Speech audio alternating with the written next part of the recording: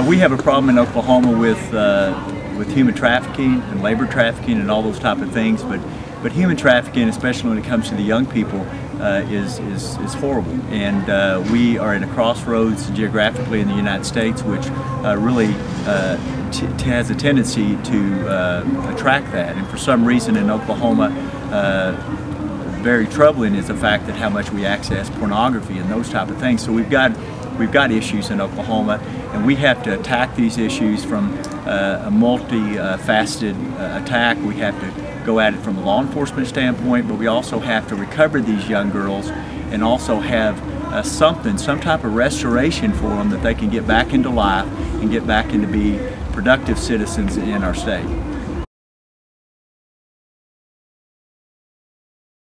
The Demand Project is really a gap filler, if you would, and that is where government has a tendency to stop helping, and that is after the enforcement, we're very limited on the resources. So we have to rely on non-governmental organizations such as the Demand Project that goes out and has a plan through the help and the giving of individuals, has a plan to help these young girls in recover and restoring their lives.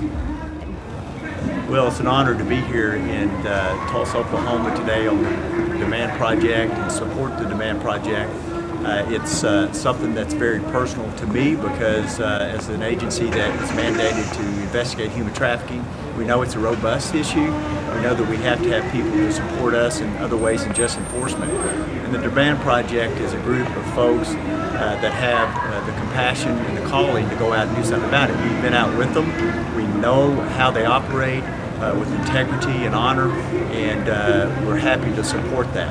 Human trafficking is a hideous drug. It shocks the conscience. We have to, in a collaborative effort, do something about that. I'm Danny Williams with the U.S. Attorney's Office. I'm the U.S. Attorney for the Northern District of Oklahoma. The Demand Project has worked with our office for the last 2 years, and the work that they are doing is extremely important. It helps law enforcement, and we wholeheartedly support them and look forward to continuing to work with them. Well, I've run several bills defining human trafficking in the state of Oklahoma, as well as giving the Oklahoma Bureau of Narcotics and Dangerous Drugs the authority to investigate these cases.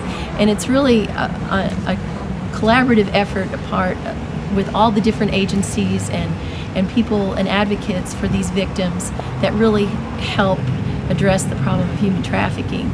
And the Demand Project is an integral part of that in that they are helping the victims and giving them a place to go and to nurture them and to bring them back into society. And that's so vital to the whole overseeing this whole human trafficking effort.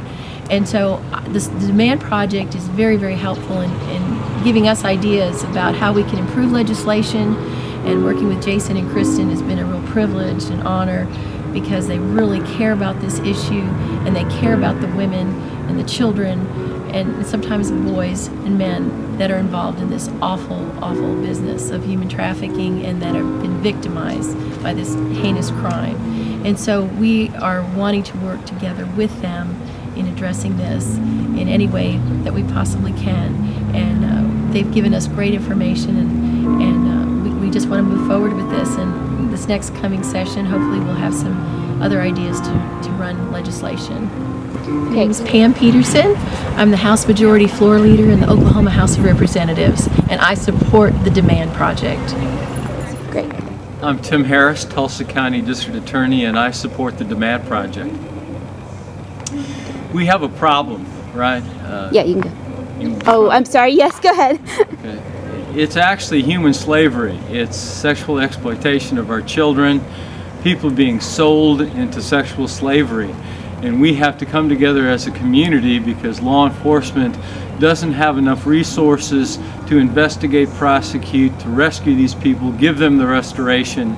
And so as we look at $1 billion, $34 billion a year crime exploding on the horizon, if you think about the drug trade, marijuana, cocaine, crack cocaine, methamphetamine, once it's sold, you have to get more product. The problem is with sexual exploitation, that child, that human being that is sold into that slavery is that renewable source.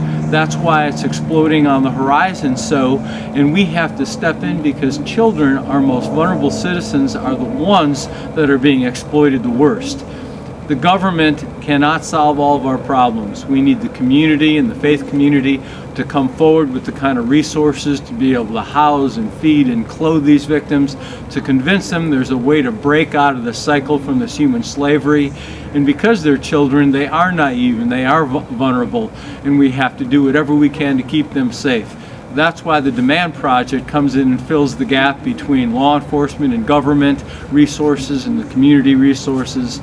And that's why I support them so wholeheartedly, because our children are so vulnerable and we have to figure out how to protect them. And so we're here today supporting the Demand Project, invigorating the community for the collaborative effort that we need to keep our kids safe. Great. Can you talk just a little bit about the successes that the Demand Project has had since they started in January? Yeah, especially just recently, there was a real estate agent in California that was going online luring a child, or so he thought it was a child. It really happened to be an adult in the Demand Project that was posing as that child that got that person busted. There was another case that the Demand Project helped in an Army private that was going online, taking sexually explicit videos of himself. He thought he was giving it to an underage child. They helped bust him and get him prosecuted within the military.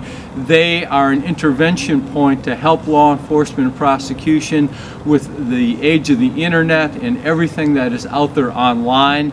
We have to figure out how to protect our kids. That's why they're so involved in prevention and prosecution and restoration and rescue. That's the four-pronged approach of the Demand Project.